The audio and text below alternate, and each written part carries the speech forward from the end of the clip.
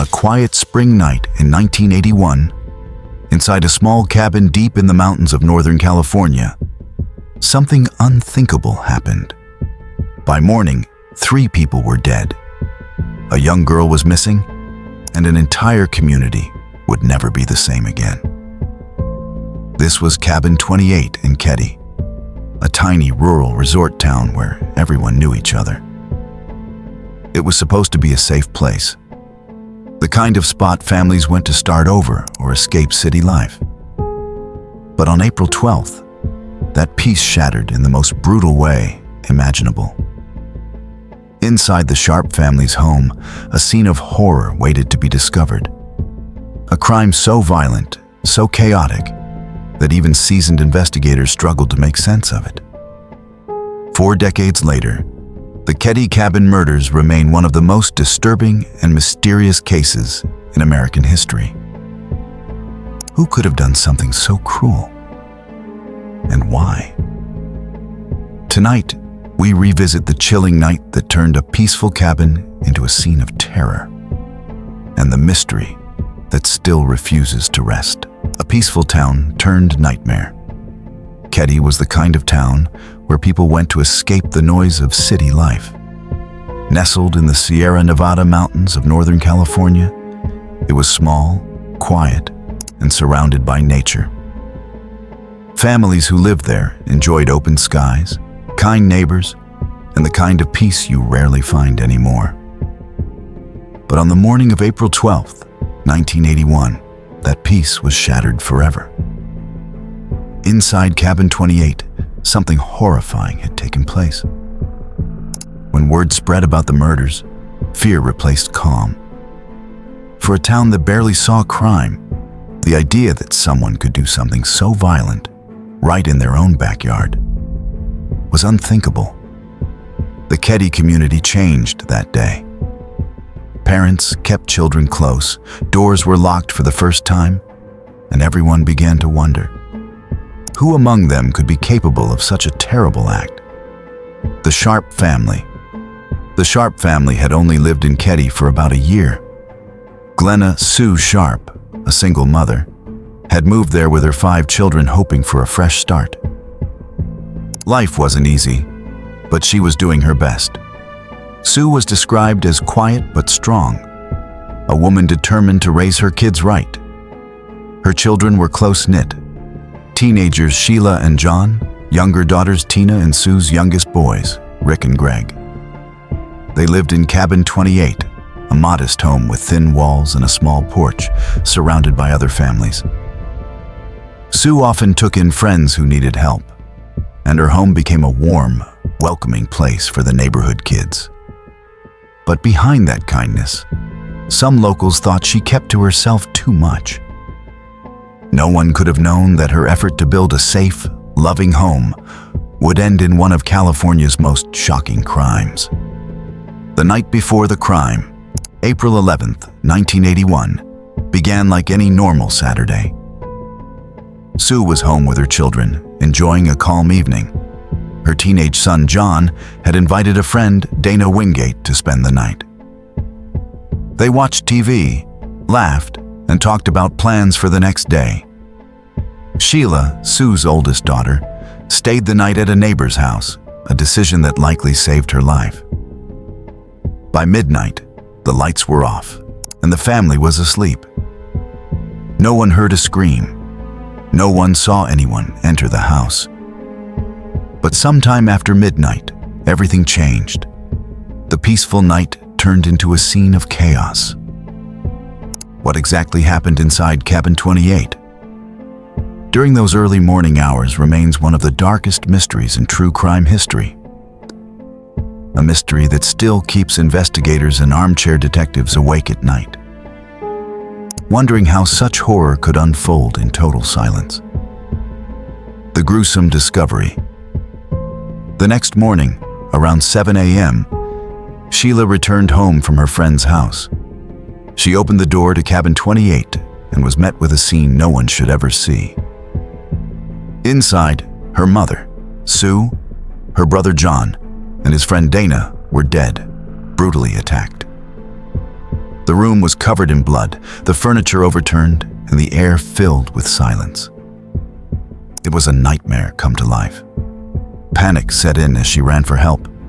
Neighbors and police rushed to the scene, only to find something even more chilling. 12-year-old Tina was missing. Her bed was empty, and there was no sign of where she had gone. What happened that night wasn't just a murder. It was an explosion of violence that left more questions than answers. From that moment, Keddie became the focus of one of the most shocking investigations in California history. The survivors amid all the horror, 3 young children survived.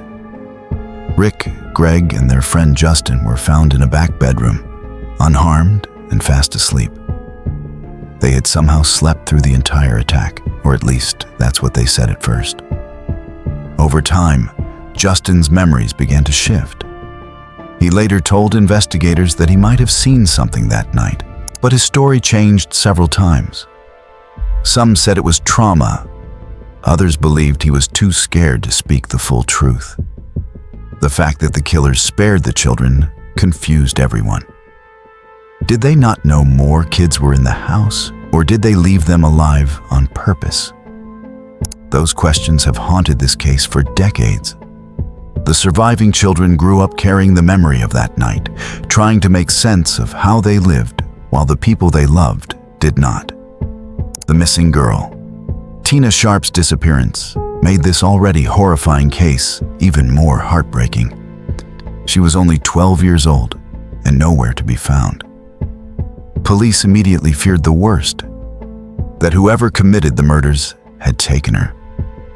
Search teams combed the area for days, but there was no sign of Tina. For 3 long years, her family waited and hoped. Then, in 1984, a grim discovery was made. Human remains found miles away were identified as Tina's. It confirmed what many feared, but provided few answers. Why was she taken? Why was she killed separately? And what connection did her disappearance have to the murders in Cabin 28? Some believed Tina might have known the killer. Others thought she was taken to cover up evidence. Her tragic story added another painful layer to a mystery that still feels too heavy to fully understand. A trail of strange clues. Inside Cabin 28, investigators found a chaotic mix of clues. Blood was splattered across multiple walls, suggesting a violent struggle. 2 knives and a hammer were believed to be the murder weapons, though one knife was later found bent from the force of the attack. The killers seemed to have brought some of their own tools, but left others behind.